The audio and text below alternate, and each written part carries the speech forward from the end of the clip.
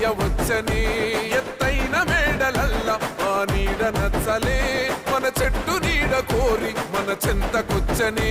బంగారమసొంటి బతుకు